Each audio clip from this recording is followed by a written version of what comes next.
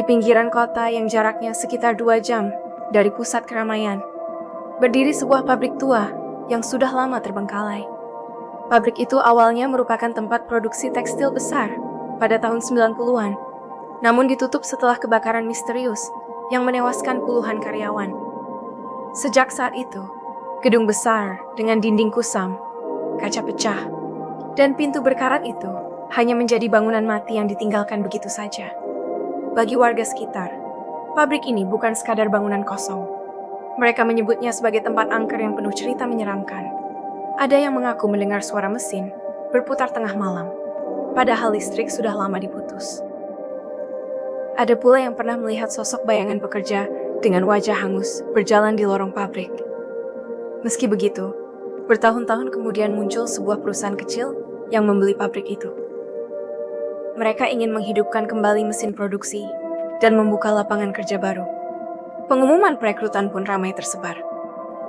Banyak orang yang awalnya ragu, namun karena iming-iming gaji besar, akhirnya mereka berbondong-bondong melamar. Hari pertama, suasana terlihat normal. Para pekerja membersihkan area produksi, menata mesin lama, dan menghidupkan kembali sebagian ruangan. Namun sejak malam pertama, beberapa karyawan yang menginap di mes pabrik mulai merasakan hal aneh. Suara langkah kaki berat terdengar, jelas di lorong padahal tidak ada siapapun.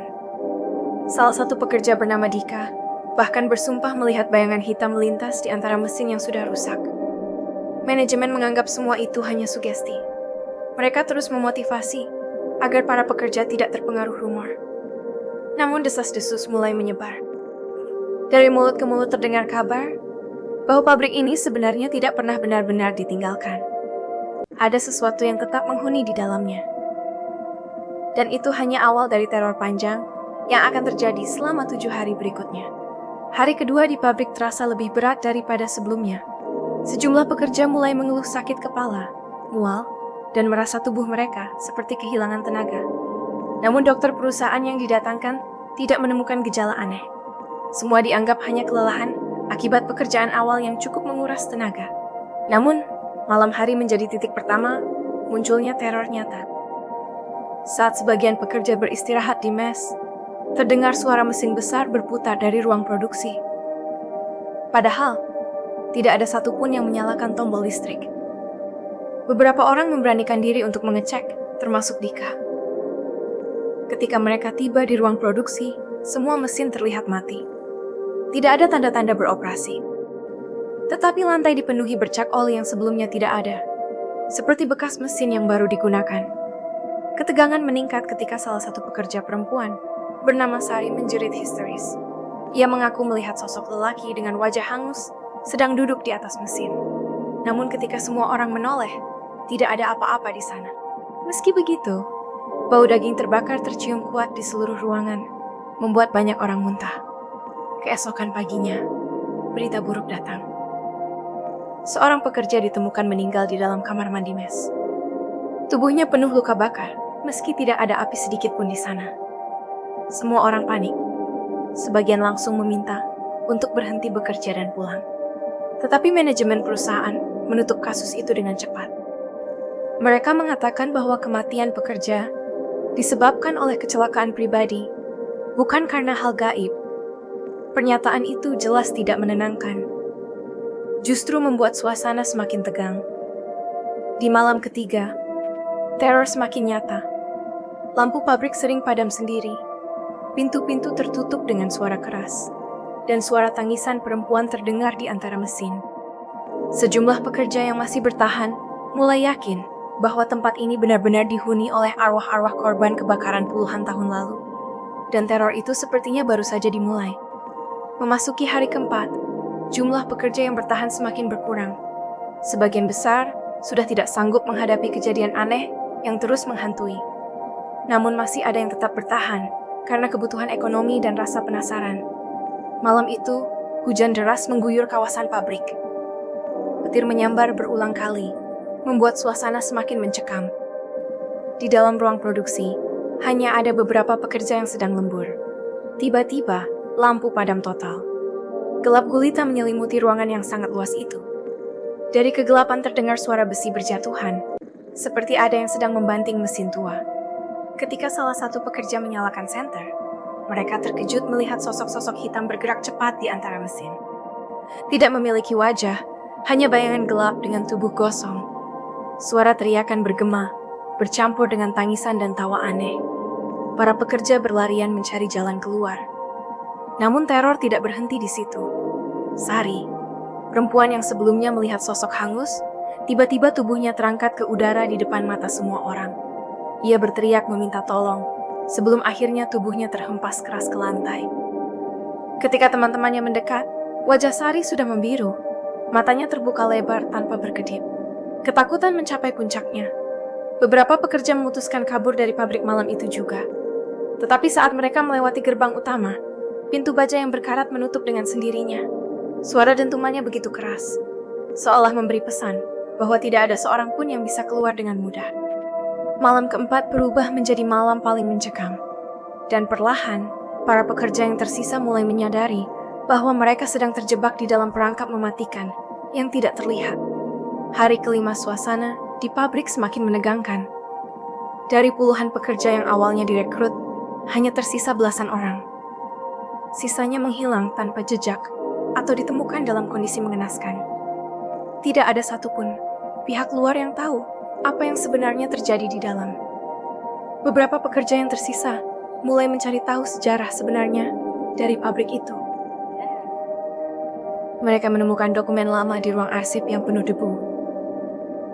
Dari catatan yang tersisa, terungkap bahwa kebakaran besar puluhan tahun lalu bukanlah kecelakaan. Pihak manajemen lama sengaja mengunci para pekerja di dalam gedung saat api menjalar, agar tidak ada yang bisa menyelamatkan diri. Semua itu dilakukan untuk menutupi skandal besar tentang bahan kimia berbahaya yang digunakan dalam proses produksi. Puluhan pekerja mati terbakar hidup-hidup di dalam pabrik, dan sejak saat itu arwah mereka diyakini tidak pernah pergi. Mereka masih menghuni gedung itu, menuntut balas dendam pada siapa saja yang mencoba menghidupkan kembali mesin-mesin terkutuk tersebut. Mengetahui hal itu membuat para pekerja yang tersisa semakin ketakutan. Beberapa mencoba mencari jalan keluar lain, namun setiap lorong terasa berubah-ubah. Pintu yang sebelumnya terbuka kini terkunci rapat.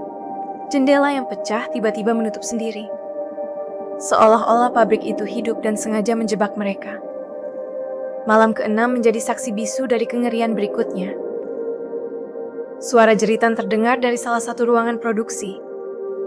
Ketika teman-temannya masuk, mereka menemukan dua pekerja tergeletak di lantai dengan tubuh kosong, seperti habis terbakar, padahal tidak ada api sama sekali.